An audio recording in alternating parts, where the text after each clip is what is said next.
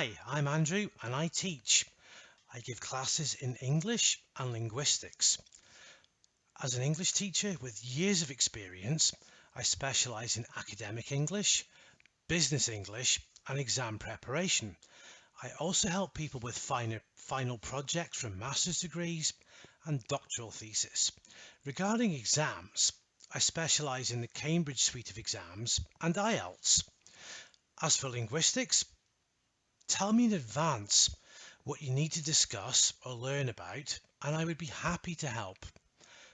Remember, subscribe, it's free, it costs you nothing. Hit the like button too. Have you done it? Thank you. Today, we're going to look at verb plus gerund or infinitive. Advise to go or advise going. Decide to do or decide to go or decide going. These are typical questions which my students always ask me. Do we use the infinitive, like to go after verbs, or the gerund, like going after verbs? Well, it's easy and it's difficult. Let's start with the difficult part. Now, the bad news is it all depends on the verb. There's no real rule to help us know which verb is followed by the infinitive and which verb is followed by the gerund. And that's why it's so important that when you learn a new verb in English, you learn it in context so that you learn it accurately and precisely. For example, the verb to manage. Don't just learn the word manage. Learn it in context, like I didn't manage to deal with that issue. Manage to deal with something, okay? Manage is followed by the infinitive. Now, that being said, in this script, I do have some tricks that are going to help you identify which verbs need to be followed by the infinitive and which verbs are going to be followed by the gerund. A huge number of students have requested this video. I think you're going to find it really useful and it's going to help you prevent mistakes in English grammar. So let's start with when to use the gerund. Again, the gerund is the ing form of verbs: going, eating, taking. And before I tell you how to know or how to understand which verbs are followed by the gerund, I want to tell you about a couple of other very common places where we use the gerund. First is after prepositions of time and place. So prepositions of time include at, in, and on. Prepositions of place include on, above, over, in front of, beside, below, under, and behind. For example, I always drink coffee before leaving the house. I always have a nap after eating lunch. I got wet after walking in the rain. And the other common place we use this is when we're replacing the subject or object of a verb. And we're basically using it as a noun. For example, I love jumping in the swimming pool, but jumping in the pool is forbidden. But swimming is a great exercise.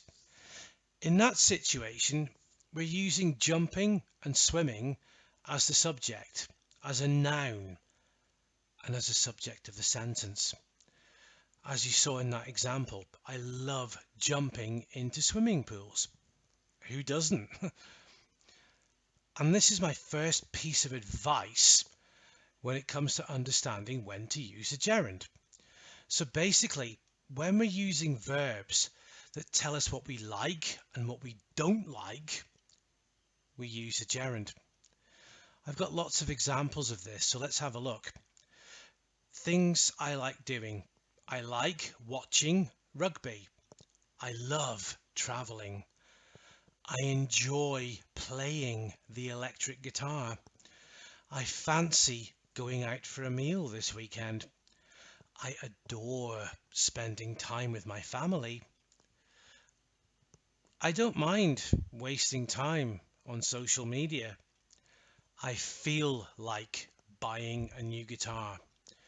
So all of these verbs tell you more or less what I like, and they're all followed by the gerund. I said, I like watching rugby. So I prefer watching rugby to playing rugby. So prefer is followed by the gerund. And now things we don't like. Let's look at some examples of things that we don't like, which are followed by the gerund. I don't like being sick. I hate people shouting near me. I generally hate people shouting. I dislike people who shout. Some people detest going to the doctor. I can't stand waiting for a taxi. I tolerate driving in heavy traffic. Some people dread turning 50. Not me. I hated turning 40. I do not dread turning 50, as I will do so in a couple of years. So all those verbs that tell us what we like and what we don't like are followed by the gerund. Fine. There are some common verbs which can be put into pairs, and these are followed by the gerund. So start and finish. I started driving when I was 17. I finished reading the book last week. Suggest and recommend. I suggest leaving early if you want to arrive on time. I recommend taking an umbrella as it's going to rain. And one very common mistake is with the verb to be worth. To be worth is followed by a gerund. It was worth spending a little bit more money for the premium service. We're going to look at when to use the infinitive after verbs now. But if you want a full list of verbs that use a gerund and that use the infinitive, in other words, all the ones from today's lesson and many, many more, then I can record another lesson, which will be a series of slides to signpost you in the right direction. Please let me know in the comments if that would be useful. Let's have a look at when to use the infinitive. Okay, so before we look at which verbs are followed by the infinitive, let me just tell you two very common places that we need to use the infinitive. There is an exceptionally common structure in English.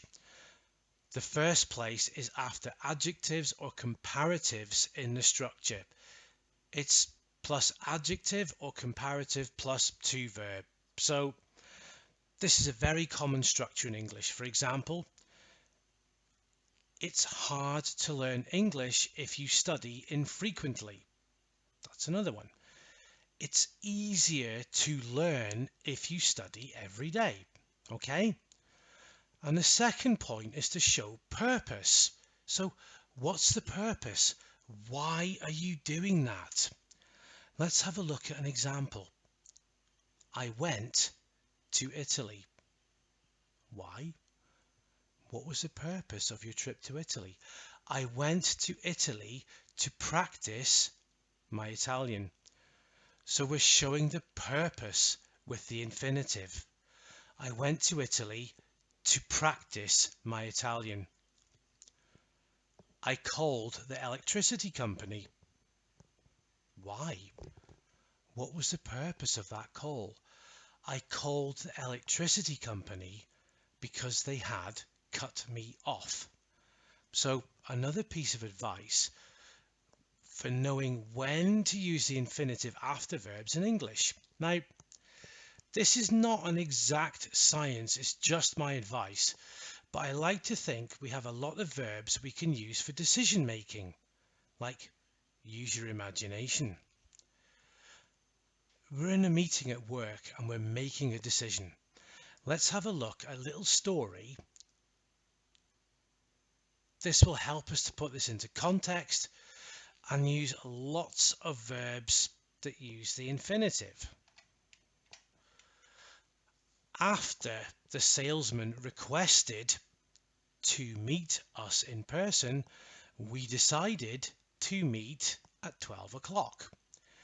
He invited me to come into his office. I asked my boss to come. He wanted to increase the prices. We refused to meet his request. We needed to find a better solution. So he planned to look for cheaper companies. In the end, he agreed to stick to his current prices and he promised to freeze the prices for 2 more years. We managed to find a solution. So we chose to celebrate after the meeting. So when we're using verbs that can help us make a decision like this, we follow up the verb by the infinitive. Here's a little small trick. There are a few words that my students always get confused with.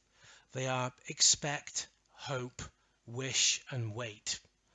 And the good news, they all use the infinitive. I hope to see you soon. I expect to finish the project before the weekend. The boss wishes to see you immediately. I waited 15 minutes to enter the conference call. And here's an oddball, a weirdo, help. This can be followed by an infinitive, but we don't have to use the word to. So, can you help me move this piano? Or, can you help me to move this piano? Is also good. You'll hear both versions. You can use both. They're both correct. So as I said, the most important thing to do is to acquire verbs in context every time you learn a new one or every time you read one in context. Also, try to find similarities between verbs that act the same way. As we mentioned, likes and dislikes, or verbs that you could use in a meeting to make a decision. I would like to develop this into a learning community. Subscribers and commenters are critical for this. I hope you enjoyed this video. Remember to check out my website for high quality English classes. Alternatively, share this video on social media. If you found this video useful, you can always buy me a coffee. The link is below. That's it for this video. Thanks for watching and see you next time.